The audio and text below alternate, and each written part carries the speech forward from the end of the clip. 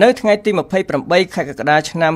2025នេះមេដឹកនាំកម្ពុជាកម្ពុជានិងថៃបានជួបចរចាគ្នាកម្រិតខ្ពស់នៅប្រទេសម៉ាឡេស៊ីដែលមានលោកអាន់វ៉ាអ៊ីប្រាហ៊ីមនាយករដ្ឋមន្ត្រីម៉ាឡេស៊ីដែលជាប្រធានបដូវវេនអាស៊ានជាអ្នកសម្របសម្រួលជំនួបនេះធ្វើឡើងដោយមានការរៀបចំពីសហរដ្ឋអាមេរិកនិងមានការចូលរួមពីតំណាងរដ្ឋាភិបាលចិនដើម្បីស្វែងរកដំណោះស្រាយរវាងកម្ពុជានិងថៃខណៈកងទ័ពនៃប្រទេសទាំងពីរបាននឹងកំពុងប្រយុទ្ធគ្នានៅតាមព្រំដែនអស់រយៈពេល5ថ្ងៃមកហើយតើអ្វីទៅដែលកម្ពុជាគួរធ្វើក្រោយជំនួបចរចានៅម៉ាឡេស៊ីក្នុងករណីមានឬគ្មានបទឈប់បាញ់នោះអ្នកជំនាញច្បាប់និងជាអ្នកវិភាគឯករាជ្យលោកវ៉ាន់ចាន់ឡូតវិតម្លៃថាការចរចារវាងនាយករដ្ឋមន្ត្រីកម្ពុជាលោកហ៊ុនម៉ាណែតនិងនាយករដ្ឋមន្ត្រីស្ដីទីថៃលោកភូមិថាំវិឆាយ៉ាឆៃទំនងជាមានលទ្ធផលជាដុំកំភួនហើយវត្តមានប្រទេសមហាអំណាចទាំងពីរគឺអាមេរិកហើយនិងចិនហើយនឹងវត្តមានម៉ាឡេស៊ីដែលជាប្រធានបដូវវេនអាស៊ាននឹងអាចមានទឹកមាត់ប្រៃដើម្បីជំរុញឲ្យភាគីទាំងពីរ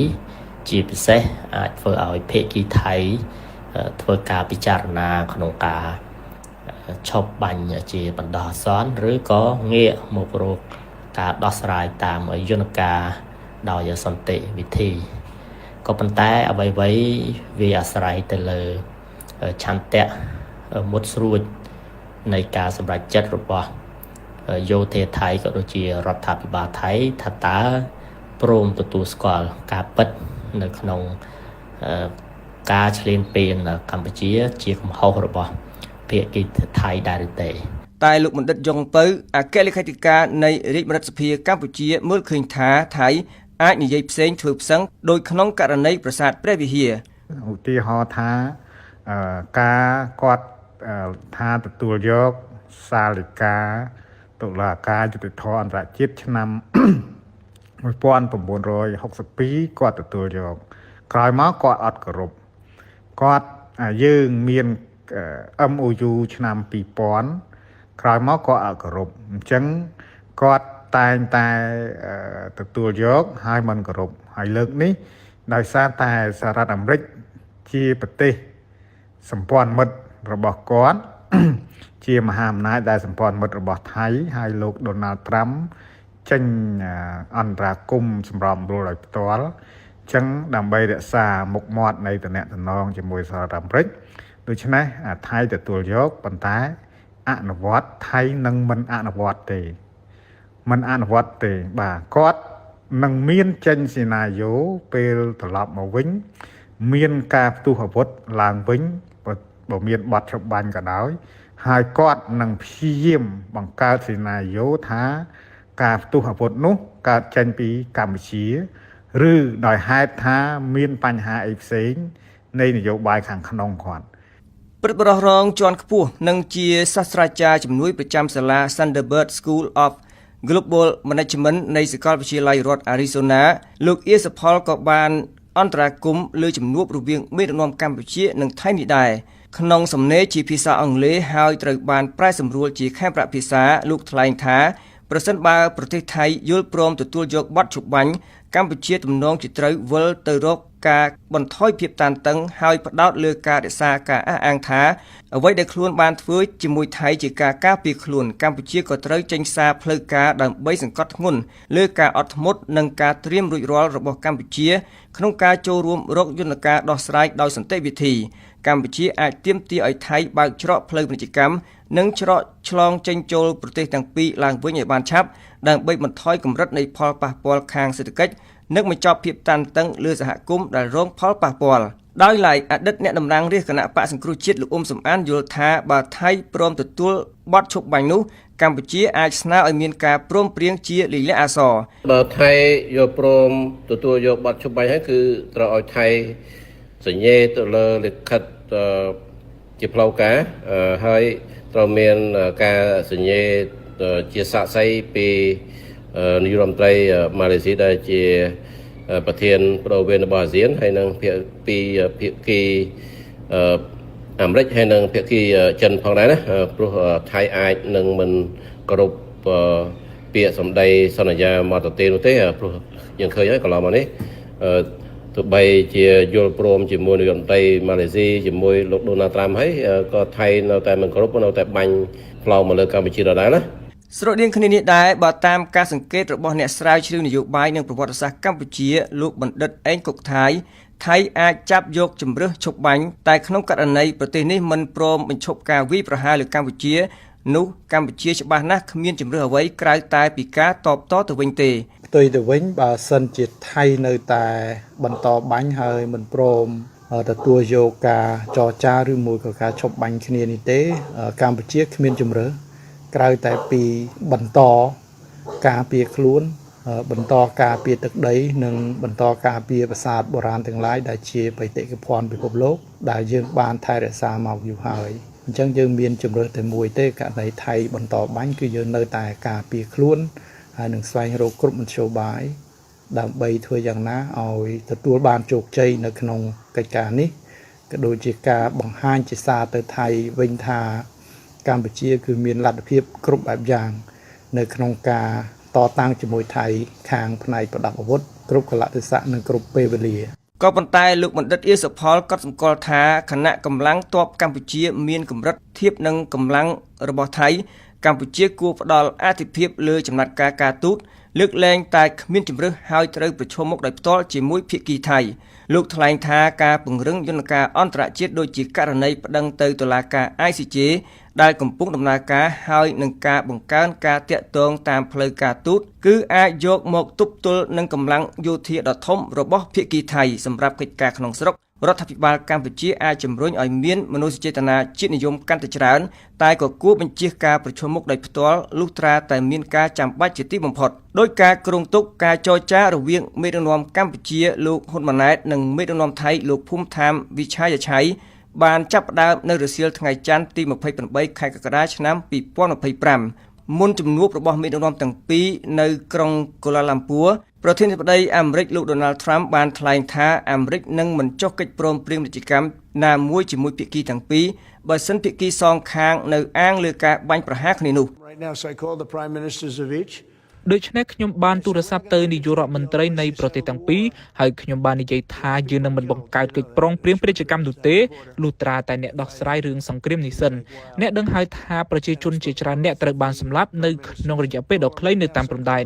ពួកគេកំពុងប្រយុទ្ធគ្នាដូចជាខ្លាំងក្លាណាស់ខ្ញុំបាននិយាយជាមួយនាយករដ្ឋមន្ត្រីទាំងពីរហើយខ្ញុំគិតថានៅក្នុងពេលដែលខ្ញុំដាក់ទូរស័ព្ទចុះខ្ញុំគិតថាពួកគេចង់ដោះស្រាយរឿងបញ្ហាសង្គ្រាមនេះខ្ញុំដឹងថាពួកគេនឹងជួបគ្នានៅថ្ងៃនេះឬក៏នៅថ្ងៃស្អែកហើយយើងនឹងធ្វើការជាមួយពួកគេលោក Marco Rubio កំពុងធ្វើការជាមួយពួកគេផងដែរគឺក្រុមការងាររបស់គាត់និងគាត់ខ្លួនឯង លោកបណ្ឌិតអេងកុកថៃយល់ថាវិធានការពន្ធរបស់អាមេរិកអាចបង្ខំឲ្យថៃងាកមកទទួលការឈប់បាញ់ជាបន្ទាន់មួយប្រើយន្តការនេះដើម្បីដាក់ទណ្ឌកម្មដល់ប្រទេសថៃនៅក្នុងការចង់ធ្វើសង្គ្រាមនៅក្នុងការបង្កើតឲ្យមានភាពមិនមានភាពចលាចលនៅក្នុងតំបន់អស្ថិរភាពនៅក្នុងតំបន់អាស៊ានក៏ដូចជានៅក្នុងអាស៊ីនេះទាំងមូលហើយអាមេរិកអាចបោះដៃទៅចិនបាទទៅចិនក៏ដូចជាការបើកផ្លូវទៅចិនដើម្បីឲ្យដាក់សម្ពាធទៅប្រទេសថៃហើយក៏បង្ហាញថាថៃគឺជាប្រទេសដែលចង់ធ្វើសង្គ្រាមទោះបីជាមហាអំណាចទាមទារឲ្យឈប់បាញ់ក៏ដោយក៏ថៃនៅតែធ្វើទៅលើសម្ព័ន្ធមិត្តនៃប្រទេសចិននេះផងដែរអញ្ចឹងវាបើកដៃទៅប្រទេសចិនទៅសហភាពអឺរ៉ុបក៏ដូចជាទៅតំបន់អាស៊ានឲ្យដាក់សម្ពាធកាន់តែខ្លាំងទៅកាន់យោធាថៃដើម្បីបញ្ឈប់ការបាញ់គ្នានេះជាបន្ទាន់សម្រាប់លោកយ៉ុងពៅថៃទំនងជាមិនបោះបង់មហិច្ឆតារបស់ខ្លួននោះទេថៃនៅតែមានមហិច្ឆតាចង់គ្រប់គ្រងដដែលនៅតំបន់ប្រាសាទតាម៉ុនធំប្រាសាទតាកបីតំបន់មុំបីរួមនឹងតំបន់នៃប្រាសាទព្រះវិហារដែលថៃនៅតែចង់គ្រប់គ្រងអញ្ចឹងទាំងអស់នេះយើងអាចមើលឃើញទុកជាមុនថាថៃនឹងបន្តធ្វើការបាញ់ប្រហារទៅលើកម្ពុជាដដែលដូច្នេះកម្ពុជាត្រូវតែមានលទ្ធភាពឆ្លើយតបតាន់ពេលវេលានិងសមស្របនិងសមាមាត្រនឹងអ្វីដែលថៃបានធ្វើឥឡូវនេះកម្ពុជាហាក់ដូចជាមិនទាន់បានប្រើសំណាញ់មេឃ ឬក៏អាវុធធនធ្ងន់ដែលសម្ដេចតេជោបានតែងតែលើកឡើងនោះនៅឡើយទេអញ្ចឹងប្រហែលជាដល់ដំណាក់កាលដែលកម្ពុជាអស់ភាពអត់ធ្មត់ប្រហែលជាត្រូវប្រើពីព្រោះកម្ពុជាមិនអាចឲ្យមានកងទ័ពខ្លួនពលីឬក៏ខូចខាតប្រាសាទឬក៏បាត់បង់អាយុជីវិតជនស៊ីវិលដោយតែយើងបានឃើញជនភៀសខ្លួនជនភៀសសឹករាប់ម៉ឺននាក់ឯណោះរងគ្រោះដល់កុមារបាត់បង់សាលាបាត់បង់ការសិក្សាអ្នកសម្រាលកូនក្រៅមន្ទីរពេទ្យបាទទាំងអស់នេះគឺជាសោកនាដកម្មនៃសង្គ្រាមដែលថៃបានបង្កឡើងរួចជាស្រេចទៅហើយលោកវ៉ាន់ចាន់លូតបន្ថែមក្នុងស្ថានភាពនេះប្រទេសថៃហាក់ដូចជាទៅមុខក៏មិនរួចបកក្រោយក៏មិនរួចដែលមានន័យថា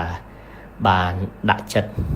ក្នុងការឈ្លានពានវាយសន្ធប់មកលើកម្ពុជាក្នុងគោលបំណងដើម្បីកាន់កាប់តំបន់សំខាន់រួមមានប្រាសាទព្រះវិហារក៏ដូចជាតំបន់ជុំវិញប្រាសាទព្រះវិហារតំបន់មុំបីប្រាសាទតាម៉នប្រាសាទតាក្របីជាដើមក៏ប៉ុន្តែត្រូវបានកងទ័ពកម្ពុជាកាត់ផ្ដាច់នៅកម្មវត្ថុនេះបានមកដល់ពេលនេះភាគីថៃបានខាតបង់ធ្ងន់ធ្ងរបើចង់ត្រឡប់ទៅក្រោយវិញដោយមិនមានអ្វីសោះប៉ុន្តែនឹងត្រូវប្រឈមជាមួយនឹងមតិមហាជនថៃដែល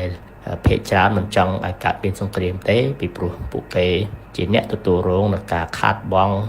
ផ្នែកសេដ្ឋកិច្ចដោយសារតែរដ្ឋាភិបាលក៏ដូចជាយោធារបស់ពួកគេសម្រាប់ចិត្តឈ្លានពានមកកាន់កម្ពុជាហើយនឹងមួយទៀតដែលខ្ញុំមើលឃើញថាទំនាស់ផ្ទៃក្នុងថៃអាចនឹងកើតរិចកាន់តែធំក្នុងករណីបរាជ័យក្នុងការឈ្លានពាននៅកម្ពុជាឬក៏ភាគីថៃបានបាត់បង់នៅអ្វីដែលខ្លួនចាត់ទុកថាជាទឹកដីរបស់ខ្លួនជាឯកតោភាគីហ្នឹងបាទចំណែកលោកអ៊ុំសំអានយល់ថាការកោះប្រជុំម្ចាស់ហត្ថលេខីនៃកិច្ចព្រមព្រៀងសន្តិភាពទីក្រុងប៉ារីសជារឿងចាំបាច់ក្នុងលក្ខខណ្ឌគ្មានលទ្ធផលជាផ្លែផ្កាពីការចរចានៅថ្ងៃទី28ខែកក្កដាឆ្នាំ2025នេះហើយអាមេរិកត្រូវរក្សាកម្រិតពន្ធលើទំនិញថៃមិនឲ្យក្រោម 36% សូមឲ្យអាមេរិកក៏ដូចជាម៉ាឡេស៊ីក៏ដូចជាចិនដែលជាសាក្សីក្នុងការចរចានេះដាក់សម្ពាធទៅលើថៃតាមរយៈការដាក់ទណ្ឌកម្មផ្នែកសេដ្ឋកិច្ចហើយនិងការទូតហើយមួយទៀតសូមឲ្យអាមេរិកដែលចរចាជាមួយថៃហ្នឹងពីបញ្ហាពន្ធហ្នឹងធ្វើម៉េចកុំទម្លាក់ពន្ធដែលនាំចូលទៅអាមេរិកហ្នឹងក្រោម 36% អសោះតាមការកត់ចំណាំកន្លងមកលោកបណ្ឌិតយ៉ុងពៅជឿថាប្រទេសថៃនឹងមិនទទួលយកការសម្របសម្រួលពីសហគមន៍អន្តរជាតិស្រួលទេប្រទេសថៃគឺជាប្រទេសដែលជារដ្ឋស្ថាបនិកអាស៊ានផងបាទហើយមានផលប្រយោជន៍ជាមួយប្រទេសអាស៊ានផ្សេងទៀតបាទជាមួយមហាអំណាចទាំងអស់ក៏ថៃមានផលប្រយោជន៍សម្រាប់មហាអំណាចផ្សេងទៀតជាច្រើនអញ្ចឹងកន្លែងនេះខ្ញុំយល់ថាកម្ពុជាគួរតែបានដឹងនៅសេណារីយ៉ូនឹងរួចស្រេចទៅហើយដូច្នេះកម្ពុជាត្រូវត្រៀមការទប់ទល់ជាមួយនឹងទាហានថៃដែលនៅតែក៏ឃ្លើនឈ្លានពានបាញ់បហាមកកម្ពុជាដោយតែខ្ញុំលើកឡើងខាងដើមបាទយើងវាមិនមានអ្វីដែលគិតថាវាប្លែកជាងសពមួយដងដែលថៃត្រូវគោរពស្ដាប់តាមសហរដ្ឋអាមេរិកឬក៏ស្ដាប់តាមអាស៊ានឬក៏ត្រូវគោរពតុលាការយុត្តិធម៌អន្តរជាតិឬក៏ក្រុមឧស្សាហសន្តិសុខអង្គការសហជាតិនោះទេថៃគាត់មិនចាប់អារម្មណ៍នឹងយន្តការអន្តរជាតិទេពីព្រោះគាត់បើចាប់អារម្មណ៍ឬក៏គោរពយន្តការអន្តរជាតិគាត់មិនអាចប្រើប្រាស់ផែនទីឯកតោភាគីរបស់គាត់បានទេបាទអញ្ចឹងហើយកន្លែងនេះយើងបានដឹងមុនហើយ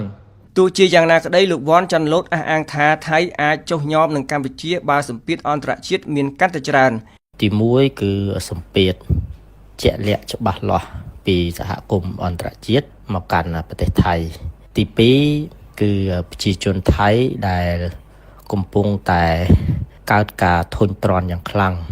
ចំពោះទង្វើរបស់រដ្ឋាភិបាលក៏ដូចជាយោធាថៃដែលនាំឲ្យប៉ះពាល់យ៉ាងខ្លាំងទៅដល់ផលប្រយោជន៍នៃវិស័យឯកជនហើយនិងប្រជាពលរដ្ឋថៃតាមរយៈផលប៉ះពាល់នេះប្រជាជនថៃអាចនឹងស្របគ្នាដើម្បីដាក់សម្ពាធឲ្យយោធាថៃបញ្ឈប់ការឈ្លានពានមកកាន់កម្ពុជា ចំណុចទី3គឺយោធាកម្ពុជាខ្លួនឯងអាចមានសមត្ថភាពធ្វើឲ្យខាងយោធាថៃមើលឃើញភ្លឺភ្នែកថានឹងមិនអាចបន្តការឈ្លានពានមកកាន់កម្ពុជាទៀតបានហើយបង្វែរនៅដំណោះស្រាយតាមរយៈការទទួលយកនៅយន្តការតុលាការយុត្តិធម៌អន្តរជាតិឬក៏ព្រមទទួលស្គាល់នៅផែនទីដែលប្រទេសថៃខ្លួនឯងជាភាគីនៃហត្ថលេខីក៏ដូចជាតាមរយៈ MOU ឆ្នាំ2000